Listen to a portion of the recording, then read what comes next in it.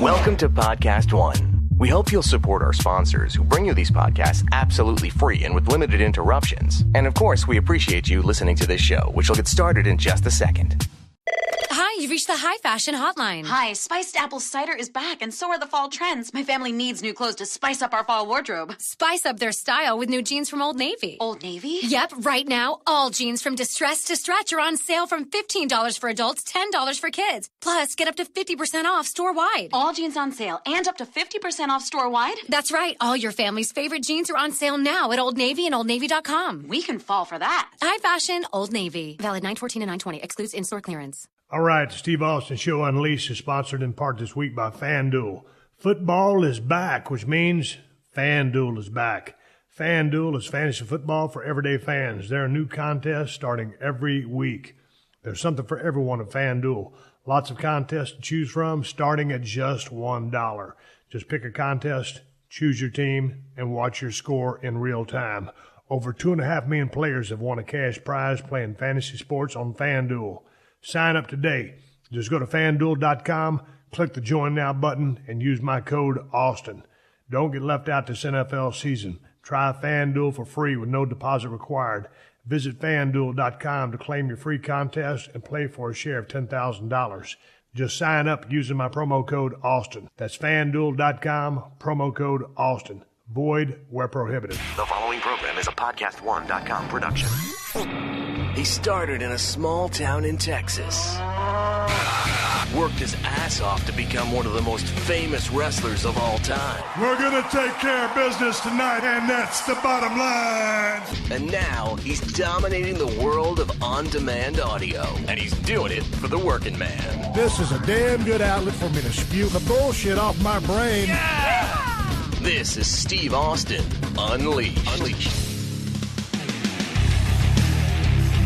All right, everybody, welcome to Steve Austin Show. I am coming to you from the mean streets of Los Angeles, California. Today, I got a good podcast for you, a podcast that I very much enjoyed doing for about an hour and a half. I'm shooting the breeze with Kenny Bolin, former manager over at Ohio Valley Wrestling and the manager of Bolin Services from back in the day.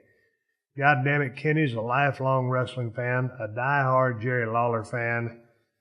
Hell, half them guys that passed through OVW, Kenny dealt with, managed a lot of them, just a wealth of information, highly opinionated, knows his shit, and just had a great time talking to him. I tell you what, I was able to fire up Skype and use the video feature as well because Kenny has a setup there in his house in Kentucky, and you're able to kind of see the person that you're talking with. It really helps out on the Skype conversations as I try to do more in-person interviews these days, but man, just shooting the breeze with Kenny was a lot of fun because it was so easy, and just talking about some of the good old days, talking about Jerry Lawler, superstar Bill Dundee, some Dutch Mantel stuff, a lot of different things, and goddamn, it was just a good time talking to him. We talked for about an hour and a half, so I'm going to keep the open of this podcast very short so we can get into the podcast with Kenny Bolin.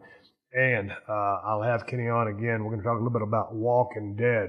It turns out he's as big a fan of that show as I am. And shit, we were talking on the phone yesterday for about 30 minutes just about the angles, the characters, and all the shit going on Walking Dead. And he's a big fan of Negan. Of course, Negan is the white hot heel over there who came in there and just opened up a can of whoop ass and just got some scorching heat, and I'm waiting for the Rick and the Babyfaces to fire up a furious comeback when they kick off this next season.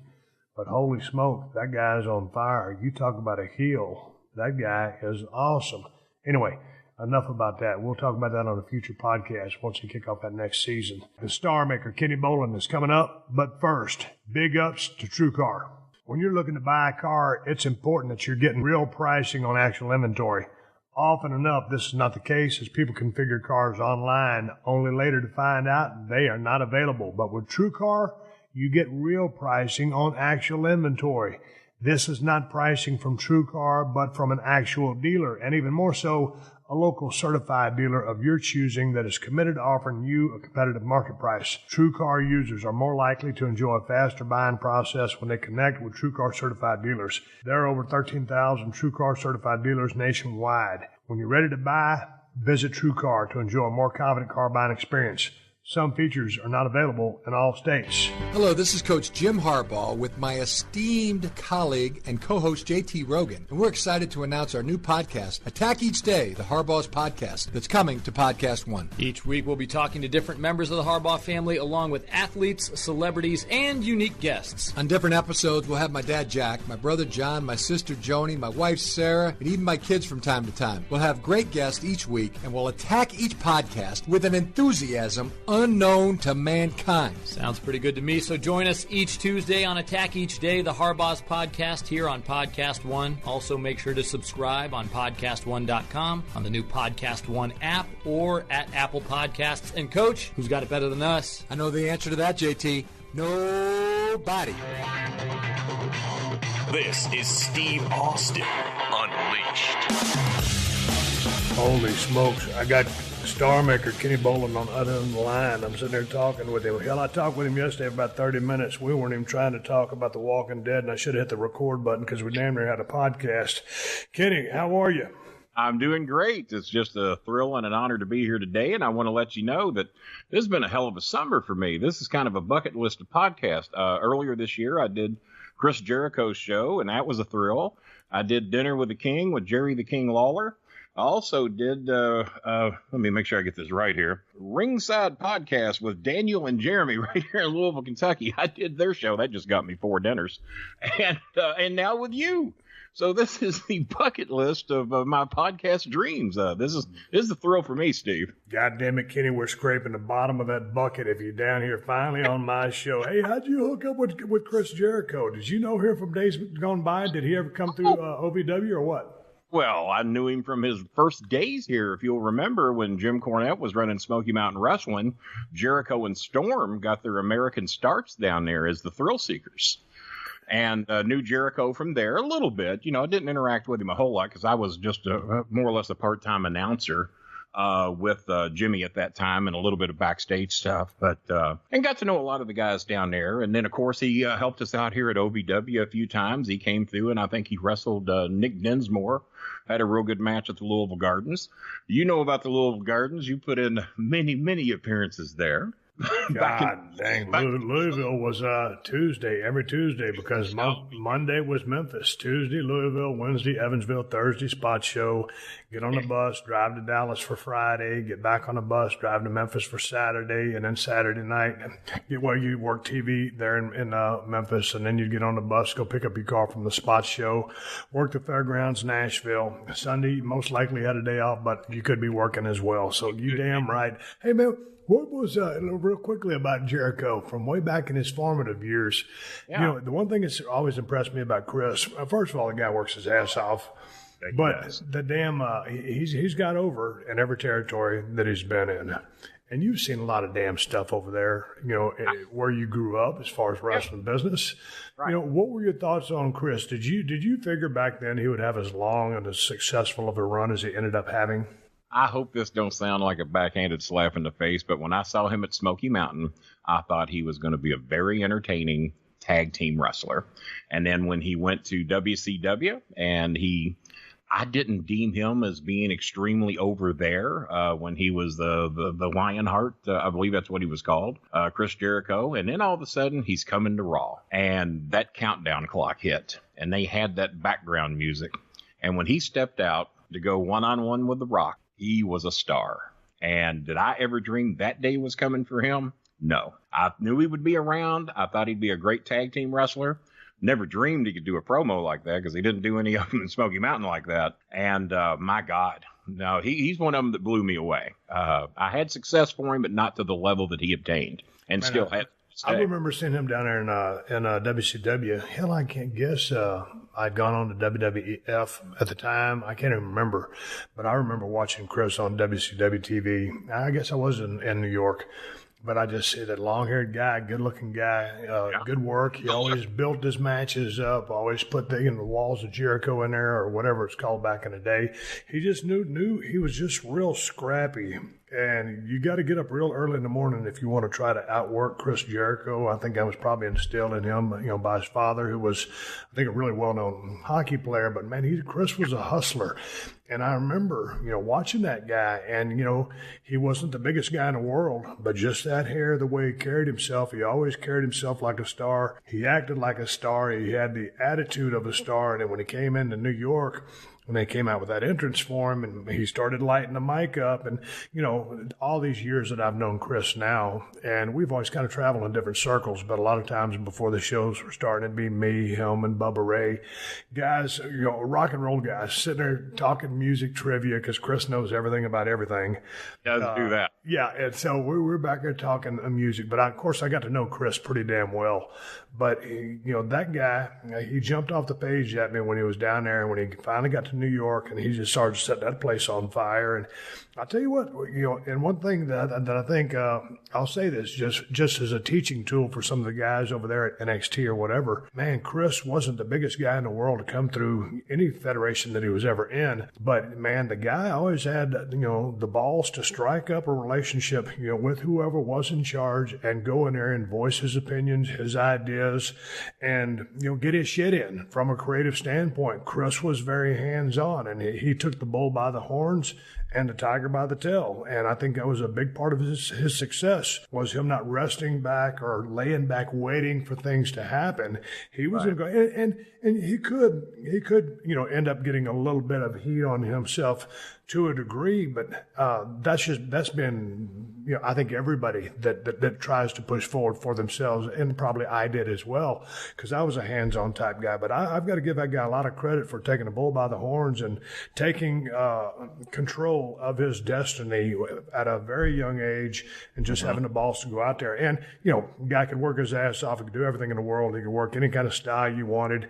And he was just, he wasn't the biggest guy in the world, but he was extremely believable, and people loved him when he was a baby, and when he was a heel, they despised him. Where did those promos come from out of the blue? Like, he went from what he was doing in TNA, well, not TNA, but WCW, to what he came to day one with WWE. He walked out there with the confidence of a Rock, of the Stone Cold Steve Austin, of an Undertaker, and he thought he was one of you guys. I mean, he thought he was top four the day he walked through the curtain. Perception is reality, too, and the people bought into it. But I don't really remember a whole lot of his promos from WCW, Kenny. Were they just par or average or what? I saw par, and when I heard that he was coming to the WWE, the rumors were floating around, even though it was a reasonably well-kept secret. I didn't, number one, WWE didn't totally create him. He was coming from the other guys, as they used to call it back then, and I didn't think he would get the chance, to be honest with you. I've gathered that if Vince didn't create you, then you weren't going to make it. Coming from somewhere else. I'm wrong about that, because it's happened a few times now.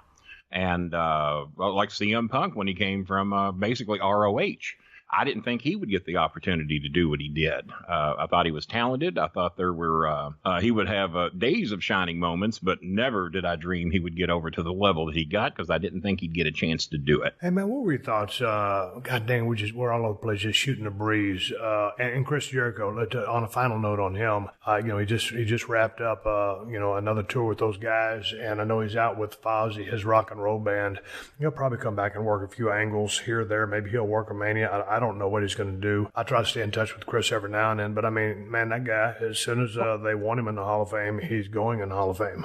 Right, I would agree with that.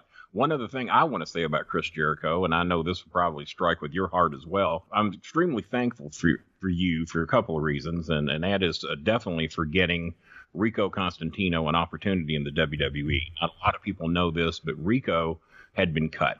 He was done. He was on his 90 days, to where they pay you for 90 days and then good luck to you.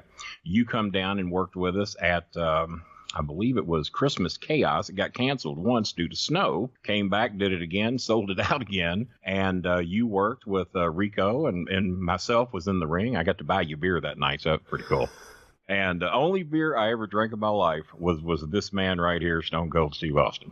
And But you loved Rico. You believed in him. And when you found out he'd been cut, you went to bat with myself, Danny Davis, Jim Cornette, and went to Stephanie McMahon and said, hey, we're paying this guy for 90 days anyway. Let's put him on the road. Let's see what he's got. And if he sticks, let's keep him. And if he doesn't, let him go. And you went to bat for him, and you got him 4 to 5 years extended onto his career. And where Jericho figures into this at, Rico was in real bad health about a year or so ago and needed help. And I started a fundraiser for him and raised a few $1,000s along with Cauliflower Alley. And I want you to know that Chris Jericho helped somebody get a GoFundMe going. And Chris Jericho, to my knowledge, the only current star that was working there at WWE who had worked with him, donated $3,000. And that he was the biggest donator of everybody. And just what a good guy. And I heard he's even helped Rip Rogers out with a GoFundMe donation, and just a hell of a guy, man. I mean, he could easily say, I just ain't got time for this. I'm a big star. Don't bother me. But he's not that way. And ultimate respect for Chris Jericho. Hey, man, and when you mentioned GoFundMes, it's a interesting thing because I just got a text message from Rip Rogers the other day. I guess they've got a fundraiser for Matt Capitelli. It's a benefit show. Yeah. Do you have the date on that, Kenny? You know what? I don't have it in front of me. It is. It's coming up soon. It's here in September. And as a matter of fact, Ken Doan contacted me wanting to know if there were sponsors that were flying in any of the former talents here because he wanted to compete on the show. But apparently plane ticket's a little stiff for him these days. And I can certainly understand that if I couldn't afford to fly out to California to see you either. So it's in mid-September and they're raising money for him. And he's not doing real well right now. And I love Capitelli. God, you want to talk about one of the good guys. He is one of the good guys. And never a negative word anybody ever said about Matt Capitelli, maybe other than when Bob Holly went off on him on the Tough Enough thing. And I know you and Bob are pretty good friends. Me and Bob were not. And he didn't like me. I didn't like him. That's just how that cookie crumbled. But God, I don't know one person who'll say a bad word about Matt Capitelli. And we certainly wish him the best. And I will forward you that information. I'll get it to you the minute we're off the show here. Yeah, but I just told Rip Rogers yesterday that I would make mention of it on the podcast. So that's coming up in mid-September. Yeah, It's on my wall at /Starmaker Bolin on Facebook, and I'm promoting it on there. And I'll be the first to tell you, I'm not in the best of love with OVW since I left 5-6 years ago. But you put all that aside. This is a fundraiser for a damn good man, and I love him like a little son. I mean, he's just a hell of a guy, and I wish him the very best. And I want this thing to be successful, and I greatly appreciate you bringing that up. I'm very pleased with that. What is the situation with Matt? Well, he as you know, probably he's been dealing with brain tumors off and on ever since he got hit in the head with that kendo stick on Raw. That was basically where they discovered it from. They had to do those scans on him, and that's where they discovered it. And it looked like he was in remission. It looked like everything was going fine. And as a matter of fact, he was a trainer at OVW, and he was the reason that I would send people there. I said, this is a good guy. He will train you right. Class act. He won't BS you. He'll take care of you. And as long as he's there, I will certainly refer people to go deal with him. And then apparently it came back, and in all honesty, Steve, it's not good. And I'm hoping, he can't work right now. And a friend of mine has taken over his shifts at the gym that he was training at, Rocco Bellagio. He's been a hell of a guy through this. And we're just all really just hoping for the best and hoping things go his way. But he's facing an uphill battle right now. Hey, man, so best of luck to Matt Capitelli, and if you can participate in that fundraiser down there in that neck of the woods, by all means do so. And Kenny will put some information up. Yeah, it'll be at the OVW Arena. Everybody around here knows where that is, on Old Shepherdsville Road. And the date escapes me, but I will get the date up on when that's going down, and hopefully everybody can participate and help him out. Hey, man, we're all over the place today. We're just shooting a breeze, but you said I guess there's no love lost between yourself and OVW. Why? What happened? What transpired? What went down? Well, the biggest part of it relates back to Rico. And if you don't mind me telling the truth about it, I'm happy to tell it. I retired right at 5 years ago. It'll be 5 years in September. And I retired due to that I didn't like the direction that OVW was going in. And on top of that, my health was not really letting me manage anymore. I was strictly doing commentary, and I didn't like what I was calling. The talent had gone way down. The WWE deal was over. The TNA deal was over. And the Danny was not full hands-on on the direction of the company. As a matter of fact, his hands weren't on at all. It was the inmates running the asylum, and I didn't care for that. And so I just politely stepped away, told Danny it was due to health reasons that I was moving to Indiana, and hopefully if things got better, maybe one day I could come back, because there were some changes there I was wanting to happen before I would ever consider coming back. Well, it took a long time for those changes to happen, and then finally they did, but then some attitudes changed, and then some still the inmates were running the asylum. It wasn't Danny Davis. And so it was just best that I not come back. So then it comes to Rico needing help. And I put out the post to everybody, hey, we're raising some money for Rico Constantino. This money is going directly into his bank account. I told him I was going to do this. He told me, no, please don't. I don't want any attention about this. I said, Rico, you need help. So ordinarily I would take your word and do what you asked me, but I'm not going to do it this time. You're going to get some help. So I formed a account for him for money to be directly deposited into his account the day it was donated, the day it went into his account. GoFundMe set up. The only thing I didn't like about GoFundMe is they take 8 to 10% of his money, and I didn't care for that, but you know, it beats nothing, and it raised a good lick of money as well. So I contact Jim Cornette, Danny Davis, Dean Hill, the voice of OVW since day one, my broadcast partner for quite some time. And for whatever reason, they said that there was a reason they were not going to donate and help Rico, that they had heard something, and they didn't have it verified. Well, I knew what they had heard, and I knew what the accusations were, and I knew they weren't true. Mark Henry had stood up for him. Jackie, if you remember Jackie, of course, Miss Texas. Yes. Obviously know her. And that was good enough for me. If they stood up for Rico and said this didn't happen, that was good enough for me. Well, they used that as a reason not to help Rico. And I say, hey, wait a minute. He's a brother.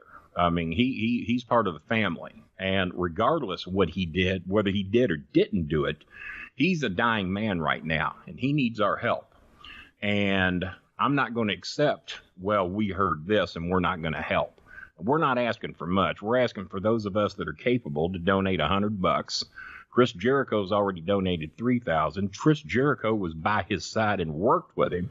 If this crap were true that you're all talking about, Chris Jericho would know it. But you know what? He helped anyway, whether it's true or not. But I'm telling you, it's not. Rico says it's not, and Jericho says it's not. Mark Henry says it's not, so does Miss Jacqueline. Good enough for me. They still refuse to help. I eliminated all contact with them. I blocked them on all social media, and I refused to have anything to do with them and swore I'd never set foot in there again, because he's a brother. He should have been helped. Most of us did. He was raised well over $10,000, and that helped him get his medications. It helped him get his rent paid. It helped him get his car payment paid his car insurance, got him food. He was eating one meal a day, mainly tuna, and he was in a bad way. Well, this bought some time to finally get some disability coming his way, and not even the police department that he was working for would help him. They kind of turned their back on him, and no one from WWE was offering any help other than Chris Jericho. And just very sad to me. I mean, God. What were the allegations from where the heat was coming? You, I'm sure, were there when this happened. You remember the Vince has it big for Martin Luther King Day. Right. And it's always attributed to the beginning of the show. And Rico was backstage, and another promotion, another thing from CNN or whatever, talking about it being Martin Luther King Day. Well, apparently it had just dominated the news all day long, and every time Rico turned around, it was something about Martin Luther King Day. And Rico said, oh my God, not again. We're quite aware of what the day is. Good Lord, let's talk about something else. And he was just sick of hearing about Martin Luther King Day. Wasn't anything against Martin Luther King. And trust me, no one knows Rico Constantino better than me. He is officially my best friend now. And if there was a racist bone in his body, because that's not me, it's not what I stand for, me and Rico would have serious problems. That is the least racist man on the planet Earth that I know of. And so Booker T overheard this, and I like Booker T. I've worked with Booker a few times, and I've never had any problems with him, even though I was told before he got here to expect problems out of him. Well, I never got them. He was a class act every time he came here, treated my son like gold, just like you did, which I much appreciated, because you didn't have to, and you did. And but Booker, for whatever reason, went to Vince with this and made an issue out of it, even though Mark Henry and Miss Jackie said, no, that's not the intent this came out with. Rico said he was never treated the same since. He was just shunned and given the cold shoulder. And then he said he asked for a raise because he said he was making under $100,000 a year, and he asked for a raise to $125,000 a year. As you and I both know, during that era, and I thought for the level of performance he was giving, he was certainly worth $125,000 a year if it helps him pay his bills. He said he was having trouble paying his bills with travel expenses and all under his current contract. And he said, when I asked for the raise, I was done. He said, I was not re-signed, and that was it. He said, before then, everything seemed to be going peachy keen. Vince seemed to love me, talk to me all the time. He said I could be on the elevator with him, and he wouldn't say a word to me. And that's straight out of Rico's mouth. Jericho did about a 90-something minute interview with him. Jericho went to Vegas, sat down with him in his home, and interviewed him when he didn't have to. And then it aired here a few months ago, and Jericho said he was just blown away by the stories that this man had to tell and all that he had done. He was a bodyguard for Benny Hinn. I don't even know if you know that. He don't like to talk about it much. No, I remember when the podcast came out. I didn't listen to it, but I'd heard all the highlights about it, and I heard all the feedback about it. I mean, I was on Chris's timeline, and people just were just blown away by the podcast. And so obviously, like you said, Rico has a hell of a story. It seems like he's done just about everything. And, Chris is a damn good interviewer. So I can imagine it was a hell of a podcast, but I didn't get a chance to hear all of it. So what is his dilemma right now? What are his health problems stemming from? Well, he's got, Lord, 3 or 4 blood clots in his body, in his legs, and his lungs. He's taken extreme blood thinners right now to deal with that. He's got serious heart issues. He's got serious brain issues. His memory is just horrible, and he'll be the first to tell you that. He apologizes when he talks to me every time because he's scared he's going to repeat himself or tell me something that he told me 4 or 5 minutes ago. He said there's been many times he doesn't even realize how he got to a room. And he personally blames Bubba Ray Dudley, and he might be a good friend of yours too. As a matter of fact, I think he is. But he said Bubba beat the crap out of him in the ring one night and really gave him some severe shots to the head. And he said he hadn't been the same since. And trust me, he wasn't trying to make any money off this. He wasn't suing anybody. He wasn't suing WWE. He was just telling me how this stuff happened. He wasn't looking to get a dime out of anybody, and he wouldn't ask for any help out of anybody. I had to do that. And but Bob Holly roughed him up pretty good, and Bubba Ray Dudley roughed him up pretty good. And he said physically he just really hadn't been the same since. And for whatever reason, Holly hated him. And I don't know why, because I've got one rule in life. If Rico Constantino don't like you, I probably don't like you, because that man is loved by everybody. And if Rico's got a problem with you, there's probably something up. So. Hey, man, how old is Rico now? I am 57, so Rico is right about a year younger than me, so he's probably right about 56 now. God dang, when he was in WWE and coming out of OVW, I mean, he's a picture of health, good-looking guy, good physique. He was 41 by the time you guys called him up. He showed up here at age 39, and everyone there thought, including me, because they always called me Dad. I talked him into putting him with me and making him a heel. They were told he couldn't do it. It would never work. And it's got 6 weeks to work. And if it doesn't, we're taking him back. I said, I feel it's going to work, but give us the 6 weeks. Rico was aboard. He wanted to do it very badly. So we talked Cornette and Davis into doing it.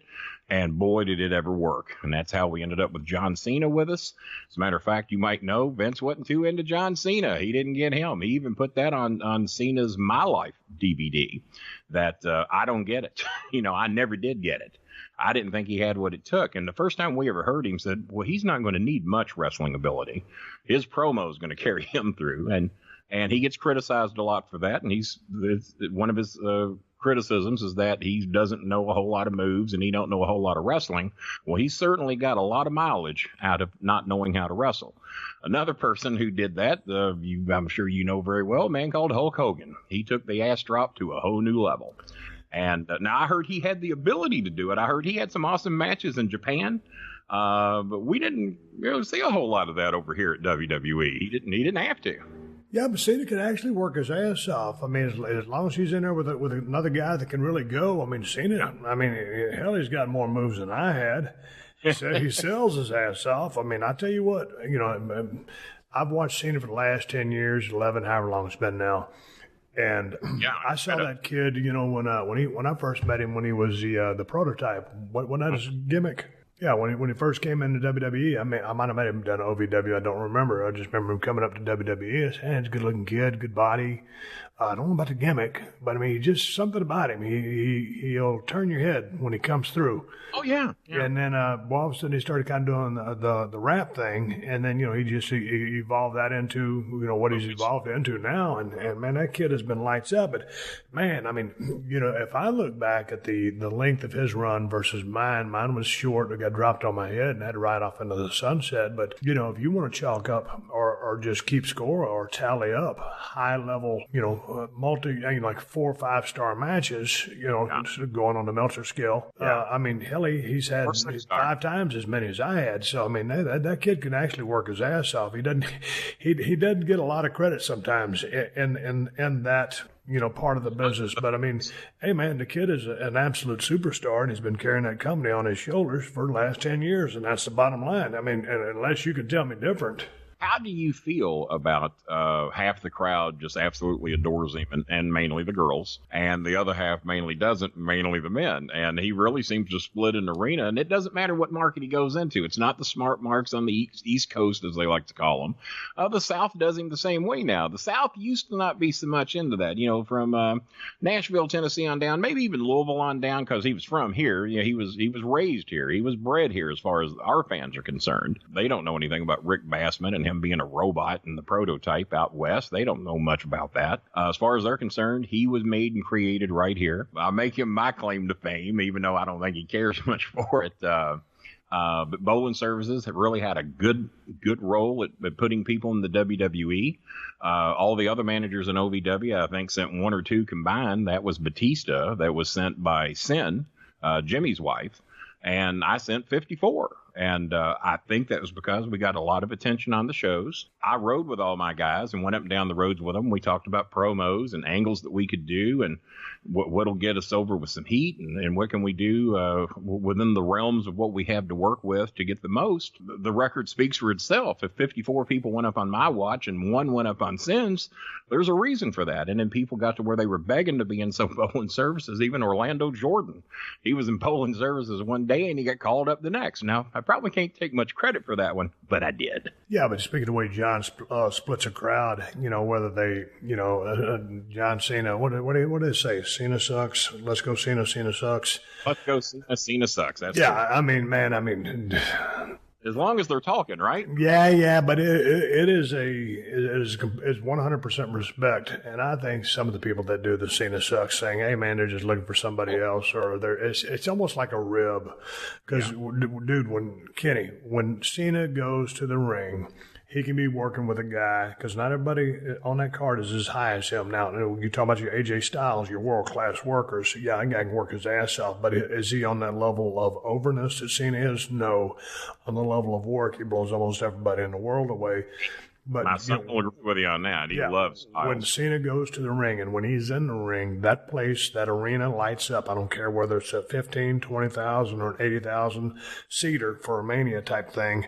Right. That crowd is on fire for John Cena. So it's a testament. He has had such an interesting run, but I don't care what anybody says. I mean, first of all, I love John Cena. I can appreciate being a top guy and seeing everything that he's gone through and seeing everything that he's done, the body of work that he's put up, how hard he works from a leadership standpoint and putting his ass on the line. I mean, his Make-A-Wish appearances. Yeah, but that kid's badass. But just as far as splitting that crowd, I mean, it's almost like a rib. And it's like a something to do. But you see when Cena hits that ring, and I'll move on here, but when he hits that ring and they ring that bell, that crowd, if they're not on their feet, they're electric, and they're with every single move. Half of them will flip, midway through the match, or maybe they'll stay true to whatever they're chanting. But when Cena rides off into the sunset and they put his ass in the Hall of Fame, that guy will probably get about a 10 or 15 minute standing ovation. And that's how much people, love him or love to hate him, whatever you want to call it. They respect his ass, and that's the bottom line.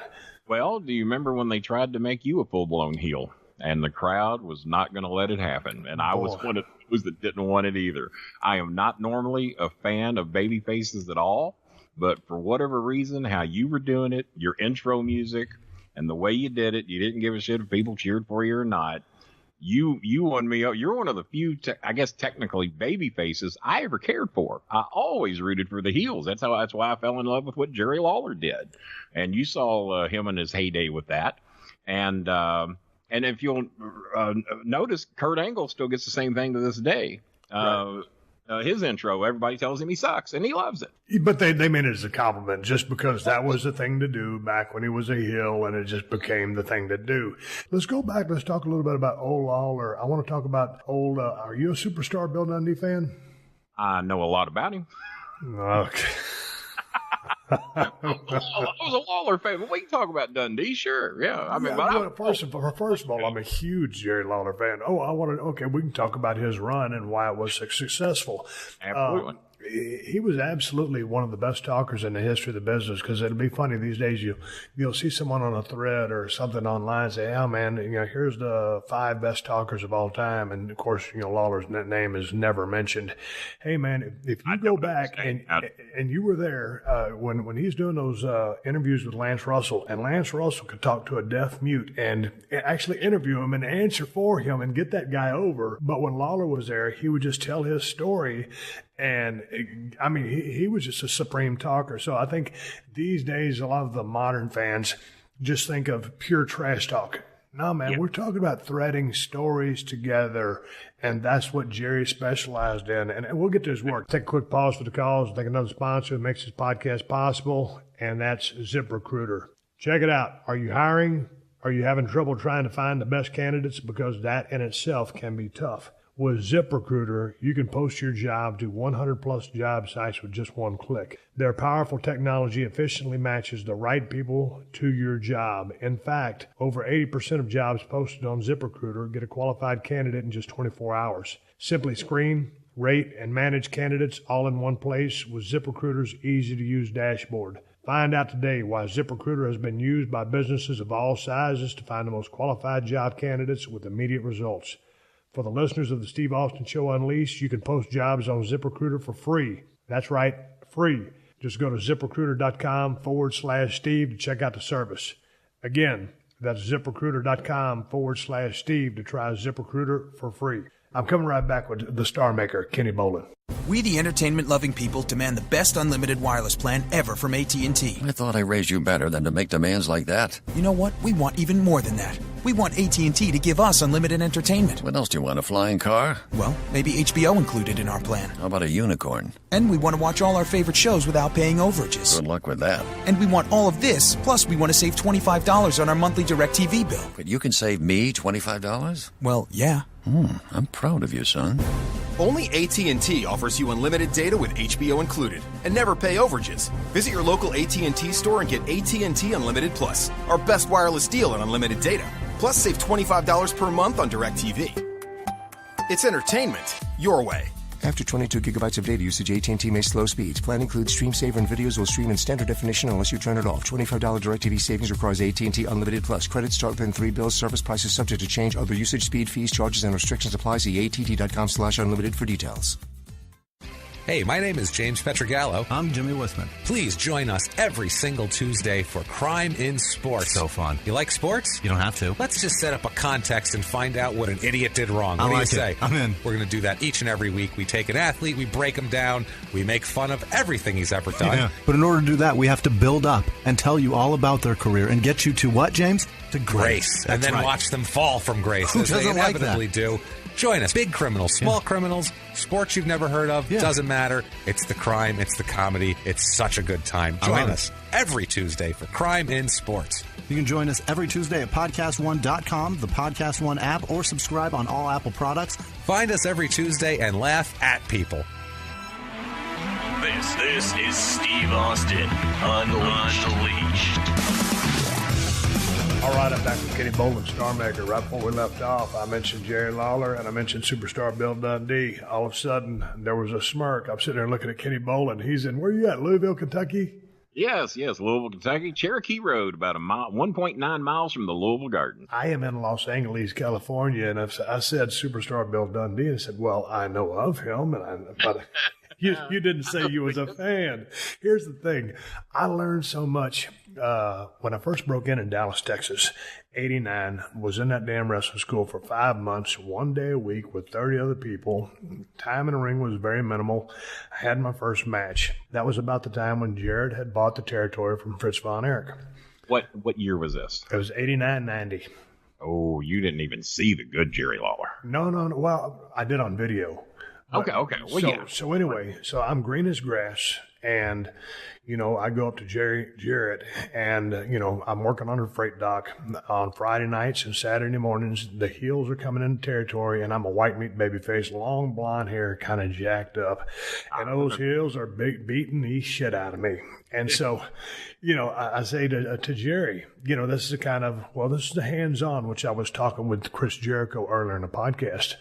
I went up to Jerry Jarrett, 2 months in the business. I said, hey, Jerry, I said, when do you think I can start working full-time? And I was still working full-time on the freight dock. And he goes, hell, Steve, I think you're ready now. We'll send you to Memphis next week. And sure enough, there I was driving across, the country to start off in Mid-South Coliseum where Dutch Mantel had the book.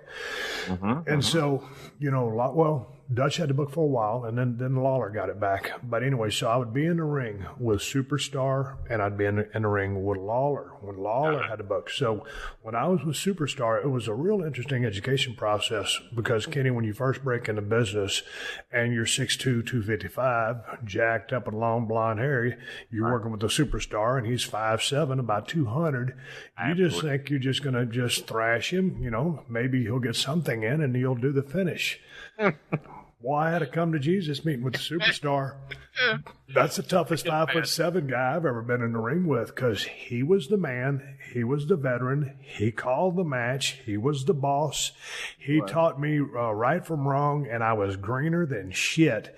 And I loved working with Superstar Bill Dundee. He helped me out so much, and you got to respect a guy like that who's in a money position. Of course, he drew a lot of money, him and Lawler together. Along with Dutch and all the other guys that had programs over there. But those veterans, they knew they had to take care of their ass, and he did. So anyway, I learned a lot from Superstar, and then I think Lawler had the book at one time.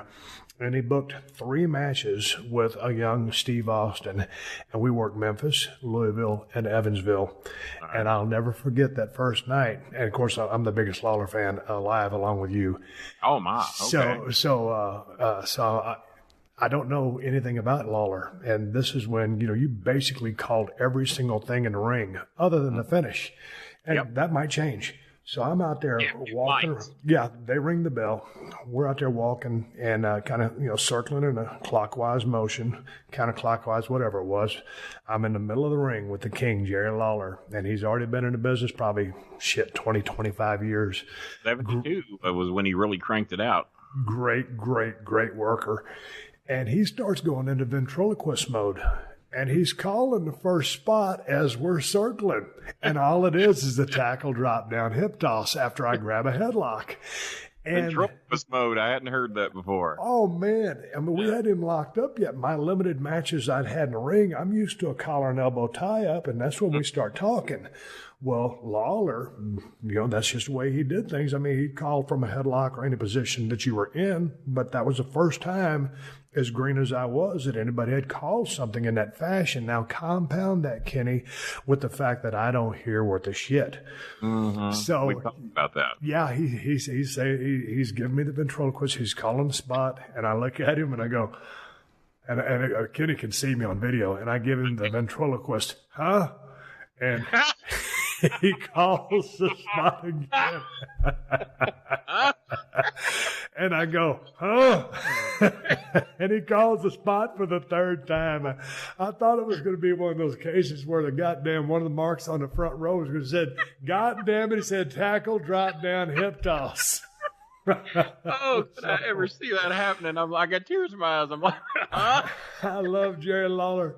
And after those 3 matches that he booked himself with me, I don't believe we ever worked again. I think we might have worked in WWF. I can't remember. But those are my fondest, funniest memories of working with Jerry Lawler. And he's working with about a guy as green and as rough as you can get, Steve Austin. I was getting ready to say, I bet when you said, he just totally fell in love with you, didn't he? That's funny. That's funny. I tell you what, one of the things I liked about Lawler was, at the beginning of a feud, the middle of a feud, to the peak of a feud, some of those loser leave town matches that him and Dundee had, right. You saw way more of it than I did, but I've watched those matches, at least 10, 15 times each. So many guys get in the habit of just being in such a rush. And at the peak of a feud, one of Lawler's the greatest things that I loved about him was he had great intensity and great focus, and all the chips were on the line. But he didn't just go out there and just go manic and start off at 6,500 RPM. Rarely did that ever happen. Yes, and if he did start off with a brawl or an exchange, it was at the proper pace, and they were still able to build to wherever they were going. But he was just a phenomenal worker, and when you look back at Lawler's work, he was a guy who used wrestling, obviously, in his matches because it was professional wrestling, but it was more, to me, and you can jump in here, but he was more of a brawler/wrestler than a wrestler/brawler. Oh, absolutely. Yeah, I totally agree with that. I would be one of the first to tell you that Lawler, probably as far as wrestling moves knew far less than John Cena. Right. And didn't need it. And I was the absolute biggest fan. I used to sit in the Louisville Gardens with 5,000 to 6,000 people in the arena, totally sold out. You had to get there 2 hours early to be guaranteed to get in. Bought my $2.50 ticket when I was 14 years old, when he had become Jerry the King Lawler. Sat in the front row of the cheap seats because I couldn't afford the next level up. They were $4, and to sit ringside was $6. So that was just out of my possibilities of ever happening.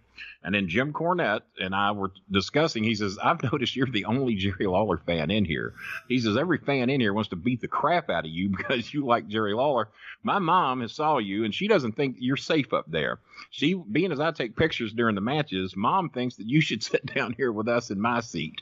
So that was when I met Jim Cornette and Thelma Cornette for the first time. And I was like, yeah, I'll take a $6 seat as opposed to a $2.50 seat. And then that was where I really could just vocalize to Jerry that I was his only supporter in the building. I don't know how much he appreciated that, because back then you didn't want anybody cheering for you. But I didn't know that. Right. So I rooted for him regardless. I sold with him. When he was getting beat up, I was getting beat up. When he was coming back, I'm just up and cheering like I'm rooting for a babyface.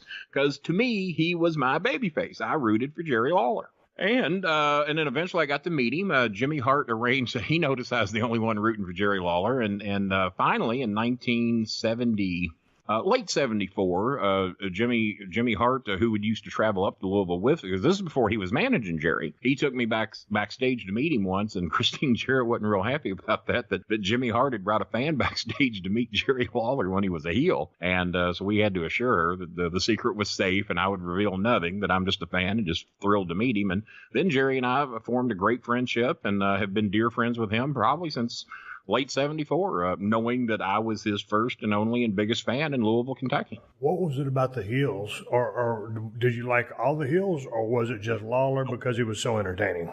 It was Lawler because it was so entertaining. There was something about him because I used to watch wrestling with my grandpa. I used to watch the Sheik. I watched the Legionnaires, the Valiant Brothers, Pepper Gomez. I used to see a lot of the Chicago wrestling because we had a big old antenna that we would turn to the city of the wrestling that we wanted to watch. We had amplifiers on it and all kinds of stuff. And that was back in the 3 to 4 channel days, Steve. I don't know how things were where you were raised, but cable didn't come to me until 1982. Yeah, about 82. So we had antennas to be able to watch our wrestling. And that was our cable, and we would turn the antenna to the city that we wanted to watch. So my dad, Johnny, God rest his soul, he hated Jerry Lawler with an absolute passion. And whenever Jerry Lawler would beat up Jerry Jarrett, my dad would get mad and turn the television off. And there I am sitting there with 40 minutes of the show left, and I'm saying he wouldn't let me turn it back on. So finally I had to work with my uncle to get my own TV where I could just watch the shows in my bedroom where Dad wouldn't get mad at Lawler and turn the TV off. I can't believe you like that big mouth son of a bitch. I ought to kick you out of the house just for liking that son of a bitch. And he hated Jerry Lawler with a passion until he finally met him. Later in life, I think maybe around 1990 or so, I introduced Dad to Lawler, and then everything was cool. But, oh, God. But see, that's the right kind of channel changing heat, where you're changing the channel just because you hate the guy so much. Because these days, the other kind of channel changing heat is, hey, man, this guy sucks. I ain't watching him. That was shoot heat right there. This was sheer shoot heat. He despised Lawler. And I don't know what made me like him. I felt at that time we looked a little bit alike. Johnny was my stepdad anyway. And I remember when I was helping Jerry sell gimmicks at Rupp Arena, me and Miss Jarrett and Jimmy's mother were selling Lawler's gimmicks during intermission and before and after the show. And a fan come up to him after the show. We're all packed up. We're ready to go. And Jerry's going to eat with us. And a fan walked up and said, "Hey, so does this guy here, is this your son? Is Kenny your son?" Jerry looked at him. He says, "How damn old do you think I am?" And I looked at him. I said, "Shut up, Dad, and let's go eat dinner." And he was only 10 years older than me, but I called him Dad that night, and that really won me over. So, but no, I just loved everything he did, and I felt that one day I could do what he did. And Steve, this is probably ignorant as shit, but in high school, my goal was to make all 900 students in Oldham County High School from grades 9 through 12 despise me. I went in with Lawler's attitude. I talked shit on everybody. I talked smack on everybody. I had people convinced that I know damn well I couldn't whip, that I could whip them, and I'd cut promos on them like Lawler did. And I'm not blowing my own horn, but I was pretty good at it, even in the 10th, 11th, and 12th grades. And a lot of people who could whip my ass wouldn't try me because I would talk myself in or out of the fight. And I said, "Well, yeah, we can go up behind that bus, but it's going to be mighty embarrassing for you, son. Your ass is going to get whipped right here in front of everybody. So if you want to go out behind that bus, we can do it." Or just shit like that. And I guarantee you there was many in that high school that could whip me, but it never happened because they didn't want to take the chance. But the guy that was a wrestling, of course, back then it wasn't cool to be a wrestling fan. I was laughed at. And then my 25-year reunion, I had actually made it on television here, and when DVDs were being sold all over the world, and I had some level of fame. And, oh, my God, I was their best friend then, patted me on the back. "You're the only one that did what you said you were going to do. You've never worked a day in your life because you do what you love." And I said, "That you've nailed on the head." Here's something for you. Why wasn't it cool to be a wrestling fan back then? Well, for whatever reason at Oldham County High, everybody thought that they were above wrestling, and there were the accusations that wrestling was fake. This is before anybody really knew. And everyone had their suspicions. "Oh, I can't believe you like that fake stuff." And in the minute they would go into that, you remember at one night when Tojo Yamamoto did this, and it was always be a Tojo story when someone wanted to tell me back when wrestling was real, or when Gorgeous George did this, Tojo did that, Jackie Fargo did this. Well, it was real back then, but as time developed, well, maybe it's fake. And but Vince, had not exposed wrestling at that time. And you were laughed at by many. I mean, of course, wrestling fans didn't, but there weren't that many of us that would come out of the closet and admit it. Many of us loved it. but very few of us would admit it. So those of us would admit it. A friend of mine was a huge fan of Sam Bass, another guy a huge fan of Jerry Jarrett, another guy a huge fan of course me, like in Lawler, and then of course Jackie Fargo. So we would walk around in the hallways as Lawler, Bass, Jarrett, and Fargo, representing our favorite wrestlers from like age 14 to age 18. And we thought it was cool. We didn't care if people laughed. I wore Jerry Lawler t-shirts to school. He was a heel, and he sold shirts. I don't know if he sold many of them or not, but I sure as hell bought one. And I just thought it was the coolest thing in the world that I had artwork Jerry Lawler shirt with him wearing a crown and a smirk on his face. And I still have that picture to this day. I don't have the shirt because it wouldn't fit.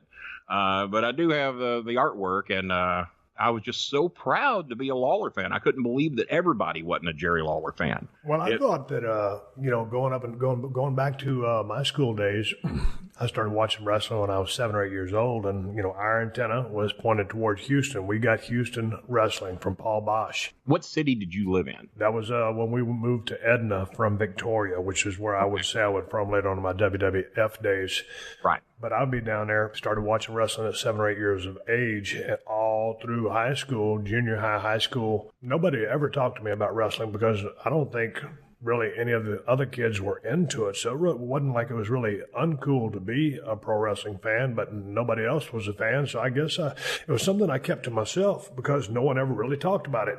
What year was this? Well, my high school years, if I graduated in 83, you're talking about, 80 through 83. I started watching when I was born in 64, so I probably started watching in 72. 75 to 79 for me, so we're pretty close. But, it's funny when you talk about those Lawler stories. I remember going, again, show the ignorance of a green wrestler coming into the territory. And I believe, Lawler or Dutch had the book. But I remember, getting on. Another guy I love, too. Dutch has been very implemental in my career. He's been very helpful, very kind, and I love him to death. I don't know. Dude, are you kidding me? When I rolled in, it was me, Dutch, and Chris Champion riding in my Hyundai Excel. Dutch was riding shotgun. I was driving. They put the gas in the car. I was making $15 a night. I was starving. Dutch was chewing all my chewing tobacco and filling my brain with nothing but knowledge, stories, and bullshit. And you know how quick-witted Dutch is. One time, I said, let me tell you something. And Dutch cut me off right there, and he goes, you can't tell me nothing. He goes, you can ask me something, but you can't tell me nothing. You know, Dutch. You know why I know that's true? Because I am sure he said the exact same thing to me at an IWA show that when I was first getting going in Louisville. He tutored me through the whole thing and made me keep my sanity because I hated working for them. But I did it as a favor for Dennis Corluzza. Don't know if you knew him or not. No. But Dutch really saved me and kept me from doing a lot of stupid shit and smartened me up and taught me the right way to do it. And the biggest quote he ever gave me is, Kenny, here's what you do. You're good at this, but I don't know if you're going to be good enough because they don't have managers these days. I don't know if you're going to make it to what you want to do. So if you will treat this as your golf, this is your hobby, and it's going to be a lot less expensive for you than golf because you're going to show up and you're going to make a little bit of money, but treat it like golf. And if you ever get any more than that, you're successful. And I took that and ran with it and really appreciated that advice out of him. But I know he told me what he told you. You ain't going to tell me anything. Yeah, I got a few of my trademark sayings from Dutch Mantel. And the biggest one was, I think we were riding down the car one time and I'd said something to him and he goes, God damn, you ain't got to get hot about it. You know who he got that from? Who? Bobby Eaton. Bobby Eaton. I use it at least once a week. God damn, you ain't got to get hot about it. Bobby Eaton wore that slogan out. Now, either he stole it from Dutch or Dutch stole it from Bobby, but Bobby is the first person I ever heard say that to me, and I've been around both of them a lot. Well, I'm a huge Bobby fan. So anyway, that's one of the things I still use to this day, and sometimes out here in Los Angeles, I'll say that to somebody, and they don't know whether I'm shooting or shitting or don't know what the fuck to talk about. And so it catches a lot of people off guard, but everybody that knows me has taken my trademark saying, which I got from those guys. But my Lawler story that I wanted to get in there was going back to my ignorance or greenness in the business, like working with superstar Bill Dundee, 5'7", 200. Hey, Bill's going to get his shit in. He's going to shine. I'm going to get a modicum of heat on him, and he's going to make a hell of a comeback, and then he's going to go over. So I thought I was going to go in there indestructible, beat everybody up. No, it didn't happen like that. You're green. You don't know anything. On top of not knowing anything, we we'd work a sportatorium Friday night. We'd get on that tour bus. We'd drive all night. We'd get to Memphis to work at live TV. And there's Lawler. He's running the show. And I'm sitting there thinking, man, this guy, his gear ain't that great. He's got those long spandex tights. He's got the pullover strap. Of course, pull that strap down. That's going to signify to comeback. Right, and I'm thinking, this guy, he's not jacked up. I'm bigger than he is. And he always gets his promo time. And, why is he running the show? Why is he doing all this? And I was like, when you're young and you're very, very competitive, you're too green to really see what's really happening. Because the same thing, as the years would advance, all of a sudden, 4 years, 5 years in the business, I keep hearing this name, Shawn Michaels. So I get a chance to see Shawn Michaels, and I think, because I'm very competitive, I'm thinking, high spot artist. Well, finally, I get a chance to work with Shawn Michaels. He's not a high spot artist. He's one of the best workers in the history of the business. But because you're so competitive, moving on from your green days, you never ever want to give anybody any credit, or you want to know how the fuck they got to where they got. Well, Lawler was super talented, super smart, and he was running the show. And of course, he's tied in his business partners with Jerry. But when you're young, Kenny, you just see things from a different lens than you do when you step back or you get some experience. And like, okay, here's how and why this all happens like this. You were seeing all that from a far different perspective than I was, because if Jerry Lawler put on trunks like you and walked out with black boots and trunks and no crown, it would have never worked. He might have agreed. Might have had the same promos, might have been the same guy, would not have worked without the tights and the cape and the crown and the smirks and the promo. I don't feel it would have ever worked.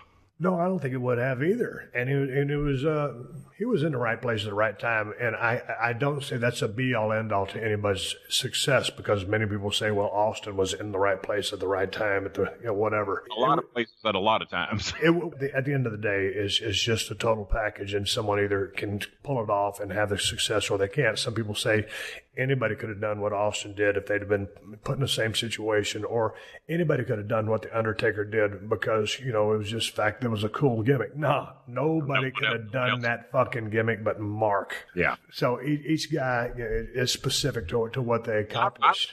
I remember Mean Mark and Mark Calloway, and he wasn't that over. No, well, he wasn't that over, but what he had was the raw tools, 6'10", 270, 280, whatever it was, this mean look about him, whether he's working as the Punisher or Mean Mark. Yeah. You could see this gifted athlete who could walk the top rope. I mean, it was graceful as a gazelle at that size and height. He had superstar written all over him. And finally, after, him coming down, I believe Mark had about a year and a half jump start on me in the business. We came to the Sportatorium from Tennessee. We were going to work a television match. This match is on YouTube. It sucks ass. And I'm talking with Mark before the match, and he goes, he was going to have to beat me and have to get his shit in and get over. And he goes, because I look good. And he goes, I'll put over your strength a little bit, and then we'll have a match. Same thing, brother. I couldn't hear a thing. He was calling to me, and he just had to guzzle me up. But, and then you go from USWA or wherever he started, and then to WCW, and they didn't see nothing in him. Skyscrapers, they had a couple of pretty cool little things that were halfway there. And then when Vince plucked him out, stuck that gimmick on him, and he made his debut at Survivor Series or whatever the fuck it was. I think he planted snook on his dome. Kids in that crowd were legitimately scared. And so, Mark goes on to have a successful run. No one could have done that but Mark. Yeah. It was awesome, and once again, not too many bigger Undertaker fans than me. Even when I'd been in the business for quite a few years, me and my son, when the WWE pay-per-views would come on, when Taker's entrance would hit, every light in the house goes out, the Dolby Digital surround sound gets cranked full blast, all 4 subwoofers are turned on, and we envelop ourselves in that entrance.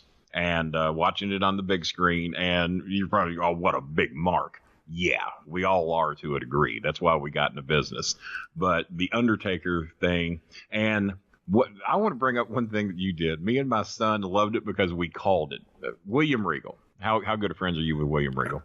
One of my closest friends, former travel partners, a very good friend. I've only I had lunch with him a couple of times when he was down helping out at OVW. Just a class act and a hell of a guy. I love him to death. He doesn't even know that. But remember when he was reading his stuff in the ring, his poetry? Me and Chris were sitting there watching the show. I said, oh, my God, what I would do for Stone Cold Steve Austin to come out right now. Just come out, hit his music, walk to the ring, stun that sumbitch, not say a word, and then go back like he had served his public duty. I'll be goddamn if that music didn't hit. And I was like, oh, my God. Oh, I know. I just blew the mics out. Oh, my God, it's going to happen. It's going to Steve comes to the ring, gets the nerves, Stone Cold stuns that son of a bitch. Walks out of the ring, goes back, and me and my son pop like two teenage kids that we got to call the spot we wanted to see. And that was one of my most memorable things. So stupid. One of the most memorable things to me that you ever did was when you come out and stopped Rico from reading that poetry. And goddamn, man, me and him had such a history because when he first came over from England into WCW, and I'm thinking, man, who the fuck is this guy? Same thing I say about anybody. You know, it's a competitive locker room. A shooter from hell, from what I understand. Oh, I mean, but just a super guy and a great worker. And so anyway, he was working with somebody, and I believe he was working Baby.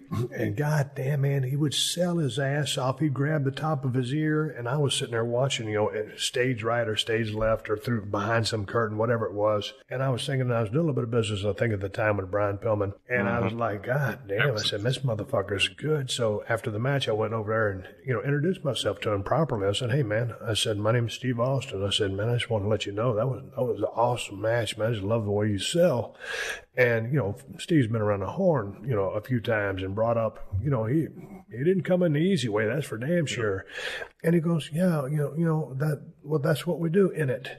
And me and him we just became fast friends, and we would stay together when we were filming down there in Orlando. We would stay in Kissimmee, and we'd be out all night long drinking at Rover's Return Pub and finding our share of calamity. But yeah, a very dear friend and continues to be to this day. I wanted to ask you about two names here because you brought both of them up. I brought up the first one. I want to ask you about the superstar Bill Dundee, because is there no love lost there, or just because you were such a Lawler fan? Because superstar Bill Dundee drew a shit pile of money. Absolutely no heat at all. Dundee and I would like to say are friends. I've been on many shows that he's been on, but as a kid, when I was a fan, and Bill Dundee came in here from Australia with, God, I'm forgetting his partner, his original partner's name. I'm ashamed of myself for doing so, because they were pretty over as a tag team from Australia, and then eventually Dundee got into the singles. But even though I felt I kind of knew what was going on in the business, I was still a fan. I refused to go to the Gardens and act like a smart mark and act like I knew everything. I was there to be a fan. I was there to root for Jerry Lawler. And to be honest with you, Steve, I was such a Lawler fan. I'd look at the card, and it was all who Lawler was going to fight. Because as we know, in booking a successful match, you got to have somebody they hate and somebody they love. And if they don't care, then, like, let's say Jerry was going to wrestle one of the undercard guys. Well, I don't care to see that. I love Jerry, but I can see those on television. I wanted to see Lawler LeDuc, Lawler Valiant, Lawler Funk, Lawler Dundee, because that's what we all wanted to see. So from a fan's perspective, I had to hate Bill Dundee. I booed him. I despised him. I hated it when he won. And even though I know that that's just how it's got to go, it just tore me apart whenever Bill Dundee would beat Jerry Lawler. Well, nobody beat Jerry Lawler more than Bill Dundee, because to do proper business, that's how it had to be. Well, as a fan, I'm not seeing it that way. So when Lawler switched face and then Dundee went heel, Dundee would beat Lawler 5 times out of 6, and then Lawler got his in match 6. And boy, that was hard to watch too, because now I'm still a Jerry Lawler fan. And it didn't matter to me if I got to the bell time was 8:05, and if I got to the Louisville Gardens at 9:35, I was cool, because I knew I was still there in time to see Jerry Lawler's match. I bought my ticket, and I did buy them back then until Miss Cornette gave me the hookup. I bought my tickets to go see Jerry the King Lawler. The other stuff on the card was bonus. And if I happened to get there, and I did, I always got there in time, but if I hadn't, I'd have been all right with it. As long as I saw Lawler's match, I was okay. And I was also there to pick up the rats that you all left behind. And there were plenty of them. Kayfabe. I I didn't think I'd hear that word. Hey, wait, I got to ask you a Bill Dundee story. Were you there? Not you, Lawler and Dundee's rats, not you. Were you there when Superstar had the infamous motorcycle accident? What year was it? Oh, it's Jesus Christ, Kenny. You're talking to a guy who got hit in the head with a steel chair for I don't know how many years and then guzzled beers and whiskey and all the other shit on the road. Come on, you want to pin a date on me? Give me a ballpark. God damn, I don't know. It was, it probably had to have been early 80s, between 82 and 85. Well, I was still here then. I moved to Nashville